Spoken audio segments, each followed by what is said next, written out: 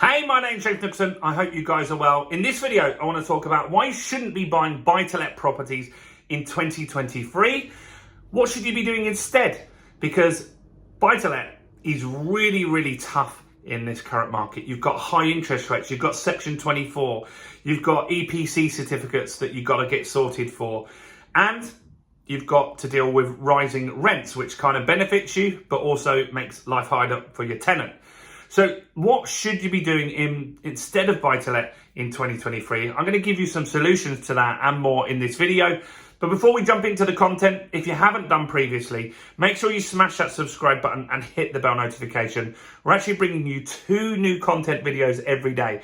Education in the morning, news in the evening, and more. So make sure you subscribe to get that. And we're trying to help us. We're on a journey, right? We're trying to get 150,000 views on YouTube this month. We're on target for that. Last month we hit 100,000, so the channel's growing really quickly. So do one thing for me: tickle the like button, smash the like button, destroy the like button, whatever you want to do, but just touch the like button in some sort of way, because that really helps us with the YouTube algorithm. So buy-to-let is tough. It's been tough for a while. Margins have definitely dropped, and so I don't think that buy-to-let as a normal strategy, I'm talking a vanilla buy-to-let, is particularly smart in this market at the moment. Now, one thing that you should certainly avoid is new build properties. I saw some news today and saw one of the big developers, was it Wimpy? I can't remember which one it was. It was one of the big developers, Barratt Homes, I think it was. Their transactions, their business for like the booking, the people that have booked their properties, is down 30%. A huge amount. Now, the problem with new builds is when you get a new build property, that could be a house or a flat, they normally drop around 10% straight away. And so you're buying it at a peak, you've already lost some money, and the market isn't moving in a positive direction at the moment. In fact, it's more than likely going to go down for this current time. So we need to rule out those types of properties. Now, you could buy other buy-to-lets where they're older properties, where they're already done. The problem is, again, the market is likely to move in the next 2 years. And so that would be likely to move on a downward trend. And so what we need to look for as investors is properties where we can add value. That's the real key here. We must be able to add value. That's very important. So that's number one, add value. And they must have high cash flow. Now, problem is a normal buy-to-let doesn't give you either of those options. So that's important that we try and steer away from those.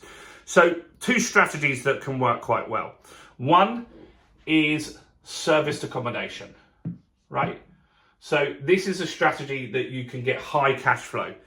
And so that means that you buy, rent, do whatever you want. You have a property where you rent it out on a nightly basis, right? And so that could be in a holiday destination, which I don't prefer, but you could have somewhere like Cornwall or by the beach, and then you get lots of money in the summer and then almost nothing in the winter. Or it could be a city centre. And so city centres I prefer, excluding London, because you've got the 90-day rule. You can only do it for 90 days there. But this gives you high cash flow. And so rather than getting £1,000 a month in rent somewhere, you might be able to get £2,500. The bills out, that'd be 500. Then you make 1,000 extra profit on that property. So serviced accommodation is a great strategy. Next is cash flow is HMO. So you take a property and you rent it out on a room by room basis.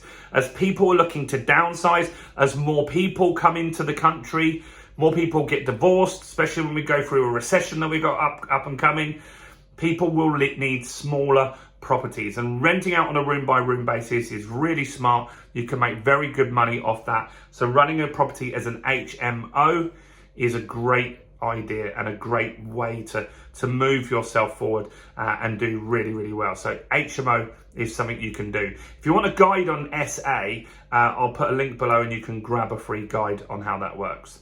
So those are 2 cash flow strategies.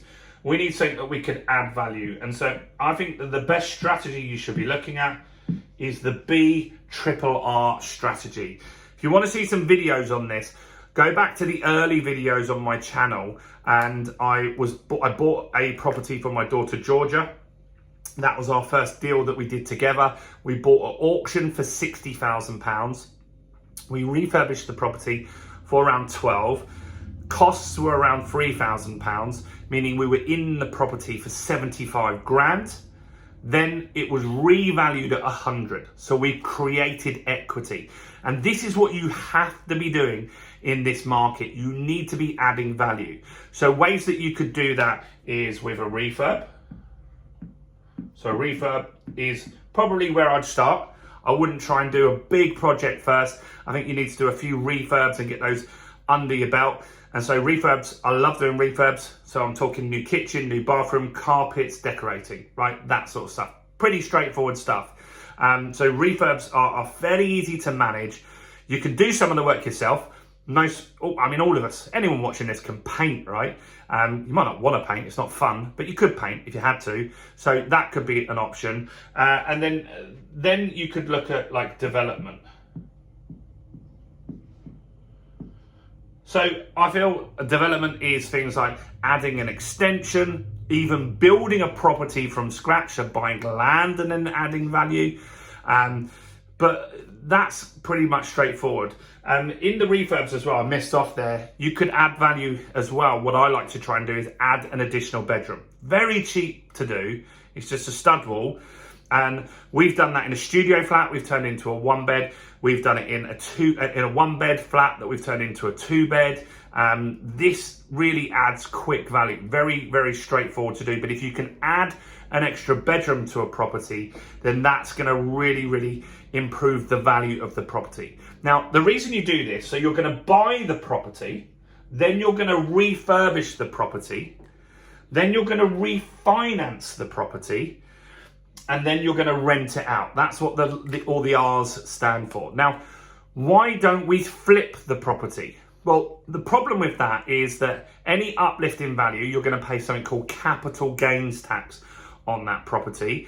You've also got the risk that the market is really slow at the moment, so you might not get that place sold. You might sit on that property for a while. Also, the prices are going down, right? So potentially that property could lose your money if something goes wrong, the refurb costs too much money, or it's on the market too long. Remember, while it's sitting on the market, you've got to pay for gas, electric, and council tax, right? Water rates. All these things cost you money. It's not great. And so that's why that sort of strategy flipping, I think, is really tough in this current market. So when you're looking at strategies to get yourself moving, get yourself making some money at the moment, you can still get some great deals at the moment. There are really good deals at auctions at the moment. There are really good deals for people that just need to sell, but it's around 5% of the market currently. When we're at peak chaos, which might come, who knows? I think that you'll see around 15 to 20% of the market that's very motivated at that point that you can get more deals. But there's deals now, so you don't need to wait. Like I've got a property that we're looking at that was on for 170. We're not looking at, it's going through, it's at 170. We're completing at 120. It's been held up with probate, but we'll be showing you around that. We'll be doing a very light refurbishment on that, pretty straightforward. So that's what we want to be looking for. Buy to lets, I'd pause, add value, buy deals where you can refurbish it. That's where you want to do this at the moment, because that's where you can add value, create some additional equity. So then who cares if the market goes up or down? You're protected that little bit better. Hope that makes sense. Do go and watch some other videos on my channel. Like this video if you didn't already. Go and check out this video as well while you're here.